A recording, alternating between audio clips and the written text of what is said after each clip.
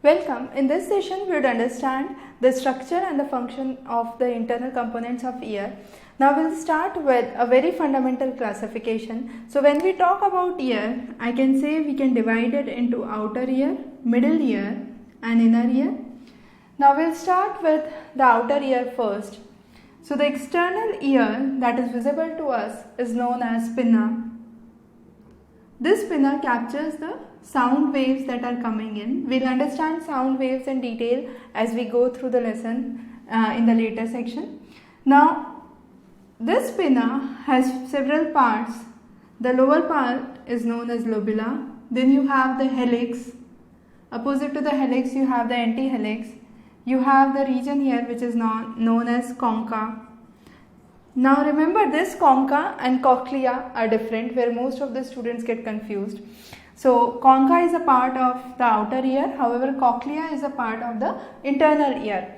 Now from this concha you connect to the external auditory canal. So this passage which connects is known as the external auditory canal, and from this external auditory canal you have the eardrum or the tympanic membrane, which forms a boundary, I could say in simple words, between the middle ear and the outer ear.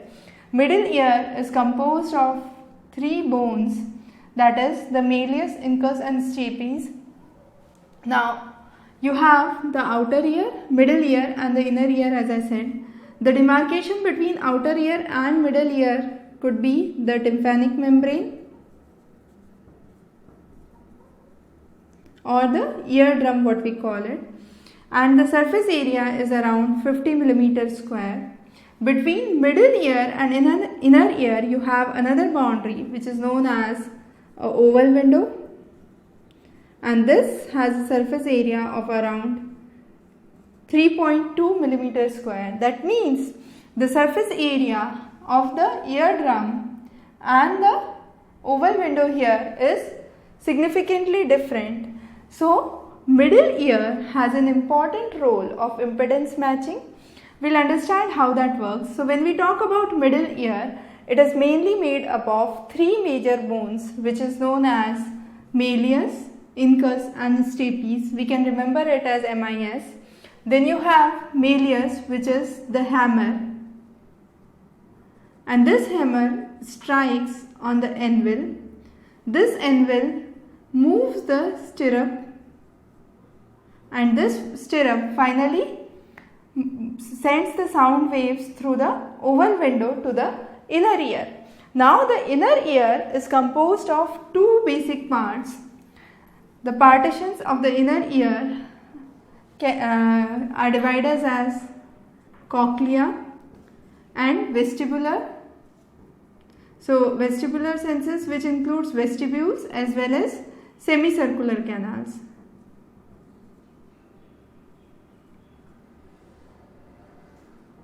So you have this region which is the cochlea, the semicircular canals and the vestibule.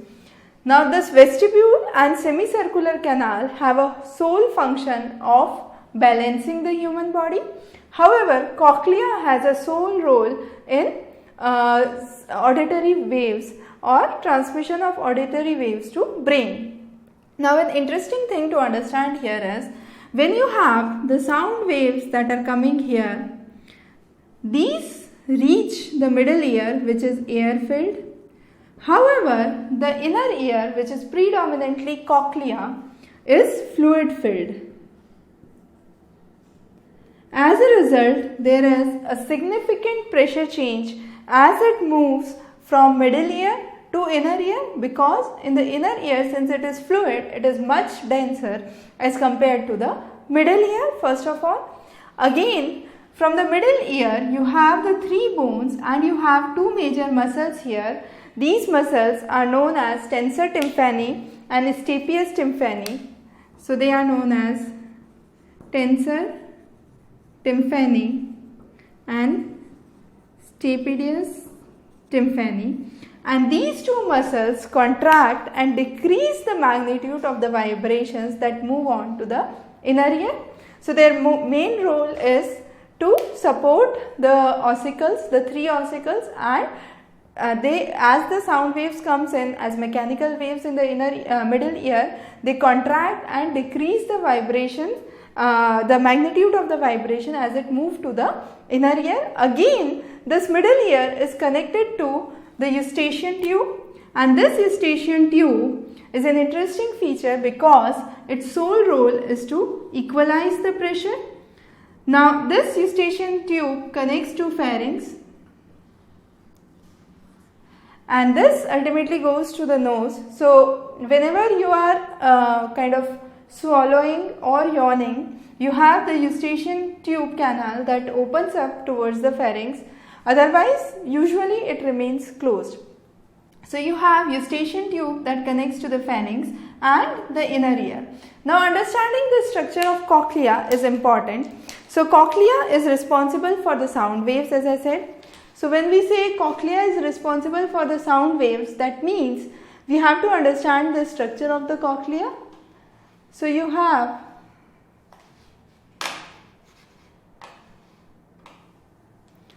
I have a kind of glass here that tries to explain the structure of cochlea.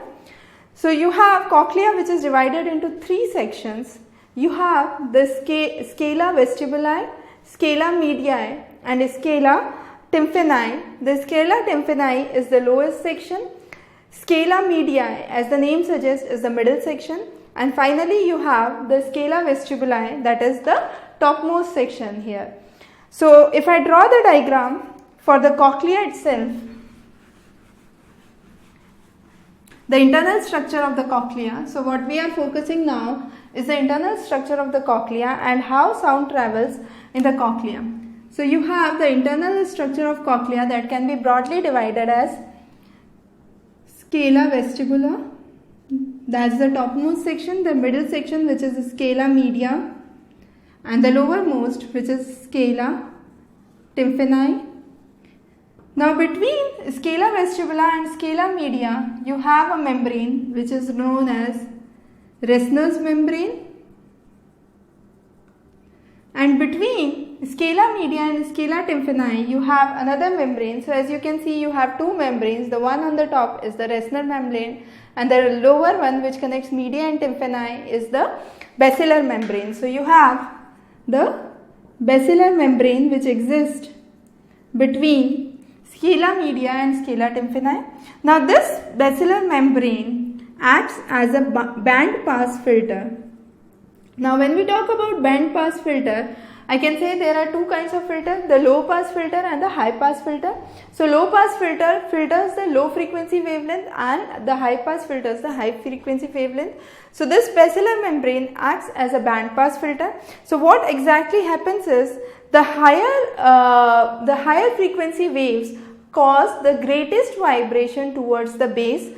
So, you have the structure of basilar membrane, I can say like this.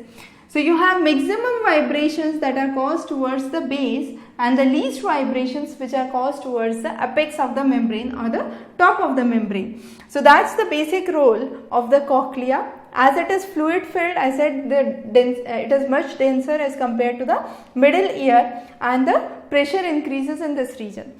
Now, this scala medii is also known as the cochlea duct, and this cochlea duct is known for organ of Corti. Now, you have small hair cells that are present at the organ of Corti, and these hair cells transfer the auditory response to the brain through the auditory receptor cells and finally connecting to the auditory nerve. So, they move on to they act as auditory receptor cells and finally connect to the auditory nerve leading to brain. So, that this is how you have the impulse from cochlea that leaves through the auditory nerve to the brain, and you have the semicircular canals and the vestibules in the inner ear which have a sole function of balancing. Now, we have understood the basic structure. Now, I will repeat just once again. So, you have the outer ear, middle ear and the inner ear. Outer ear comprises of pinna and the auditory canal. You have the tympanic membrane or the eardrum that separates the outer ear from the middle ear. Middle ear is also known as auditory ossicles. So you have MIS, you can remember it as an abbreviation, MIS. So you have the three basic bones which act there, and these the last bone, that is stapes, collide to the inner membrane which connects the middle ear and the inner ear, that's the oval window. From the oval window there is another small window which is known as round window, where the signal passes on. And then you have within the inner ear, you have three basic organs. You have cochlea, semicircular canal and vestibule. Semicircular canal and vestibule are solely responsible for balance of the body. However, you have cochlea which has an important role in sound. Now, once we are clear with this structure and the various parts, we will understand how sound works and how sound travels through our ear. Now, to understand this, whenever we talk about sound waves, we draw it in kind of wave format. But however, it's important to note that sound waves are longitudinal in nature. When we talk about waves, it can be either longitudinal or transverse. So when we talk about longitudinal waves, I can say if I have a spring in my hand, the compression and the release of the spring would be an example of longitudinal wave. However, if I have a point tied to the board here and I have a rope here, and if I am waving the rope up and down, the pattern generated would be a pattern of transverse waves. So now, sound waves are typically longitudinal waves, and longitudinal waves move by the action of compression and rarefaction. So when we can say the particles are close by, we say it's compression, and where the particles are far away, it is known as rarefaction. So you have compression and rarefaction that occurs, and because of that you have the wavelength that you can see here. You have the increased pressure at a compression region, you have a decreased pressure at a rarefaction region. Now similar happens with a tuning fork. So tuning fork is a perfect example of understanding the longitudinal waves. So tuning fork produces sound of constant pitch but varying amplitude. So you have tuning fork, which is an example of longitudinal wave, and this is an example of transverse waves. Now when we talk about transverse waves, we can understand longitudinal waves also by the diagram of wave. However, this diagram is mainly here to help you understand the components of a wave. So the uppermost part would be the peak, the lowermost would be the trough, and the distance between the peak and the baseline would be the amplitude. The distance between the two crests or the two trough would be the wavelength, and if you have bigger wavelengths, you would have smaller frequencies. If you have smaller frequencies, you would if you have larger frequencies, you would have smaller wavelengths. So the waves would be close when you have higher frequency. So as you can see in this diagram, we are trying to understand wavelength. So it's from one part to the end of another part is one complete wave. The height between the base and the apex or the crest would be the amplitude. Now as you can see here, when the waves are closer, what is happening? You have higher amplitude, that means you have a loud sound. When you have loud sound, you have shorter wavelengths, and this shorter wavelength implies higher frequency. So we can say speed or C is a function of wavelength and frequency. That means frequency is inversely proportional to wavelength. As and when the wavelength increases, the frequency of the sound would decrease. However, if the wavelength decreases, the frequency would increase. So that's a simple thing that you can understand here. So since the wavelengths are shorter, they are close by, you have higher frequency. As the waves move apart, they are longer, they have shorter frequencies. So to understand this, you have a best example here, which is of a siren. So as you can see in a siren, what happens is you have a varying amplitude and pitch that can be seen, and the most classic example I have taken here is siren, because siren is human ears are most sensitive to siren, and the audible range is from around 1 to 3 kilohertz. as compared to the normal hearing range, which is 20 Hertz to 20,000 Hertz. Now any sound above, Hertz is a unit of frequency, and any sound above 20,000 would be ultrasound, and a sound below 20 Hertz would be an infrasound. So here you have a siren sound, and you can see how the pitch varies, and as the pitch varies you have the amplitude that varies here. And this siren sound is a classic example of engineering and used in major acoustic studies. Now when we talk about sound, you have three major components: the loudness, pitch and the quality. Now when we talk about loudness, as I said, high amplitude sounds are usually less louder. However, if the amplitude is less, you have the high amplitude sounds are louder. However, if the amplitude is less, you have a kind of soft sound or feeble sound. So as you can see here, you have higher amplitude, and since the amplitude is higher, the frequency is higher, so it's a kind of loud sound. However, if it's a kind of low amplitude, the sound would be much softer. Similarly happens with the pitch. So high frequency sounds are usually shrill sounds. So if a baby is crying, it's a kind of shrill sound and it's a high frequency sound, as compared to a low frequency sound, which is a kind of flatter sound or a kind of monotonous sound. When we talk about quality, the quality varies. So if you are playing guitar vis-a-vis a sitar, you would have different quality of sound that would come up, and that would produce different sound effects. So all these matter when we talk about sound that reaches into our ear. So you have the outer ear, which absorbs the acoustic energy, and that acoustic energy is transferred to the middle ear. As we said, the middle ear, which comprises of the auditory ossicles, and the acoustic energy here is transferred into mechanical energy.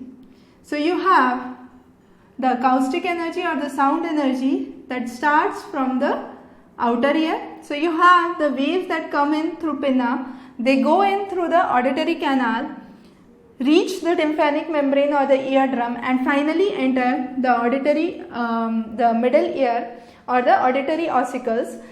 At the auditory ossicles, the main work is impedance matching. That means, let's understand, going back to the structure of the inner ear, we can see the outer ear is much simplified as compared to inner ear, which has numerous structures in it within a smaller constricted area. As a result, the outer ear offers low resistance to sound waves. However, as you move towards inner ear, you have higher resistance to sound waves. So this middle ear tries to keep a balance, or kind of functions as a balance between the region of low resistance and high resistance, and therefore this middle ear is also known as impedance matching device. The middle ear tries to amplify the sound. Once it crosses the middle ear, it reaches the oval window, and the inner ear you have the hydrochemical energy, or the hydrodynamic energy, I would say rather, because it's energy generated from the fluid within the cochlea that converts into electrochemical signals which reach the brain. So you have the fluid in the cochlear canal which acts as hydrodynamic energy. So from a mechanical energy here, which is striking of the three ossicles one over the another, it converts into hydrodynamic energy, which is the fluid, which is through the fluid in the cochlea.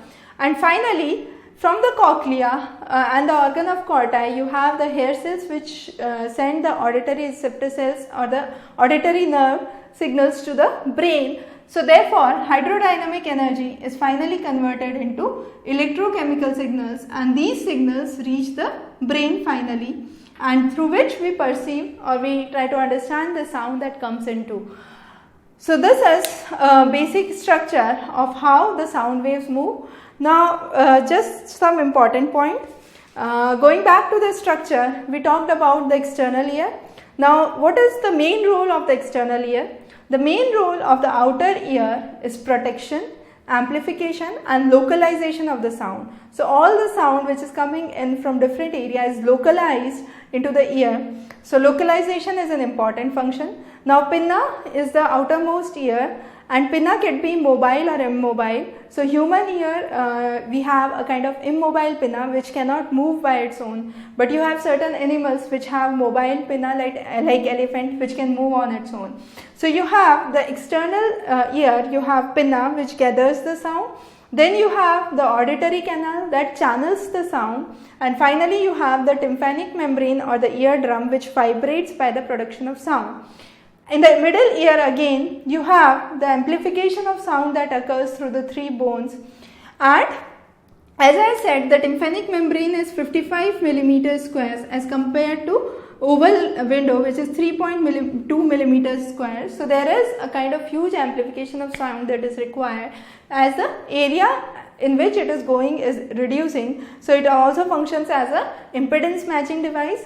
Finally, the inner ear has two major components, the cochlea and the vestibular apparatus. The vestibular apparatus includes the vestibules and the semicircular canals which have a sole role of balancing the human body. On the other hand, you have cochlea which has a sole role in sound or reception of sound and transmitting it to the brain. So with this we cover the structure and the function of ear. In the next lecture we would be covering the structure and the functions of eye. We'll be focusing on the biological basis of behavior, and I believe there is one definite question from this section. So stay tuned for more updates on these topics. Have a good day ahead.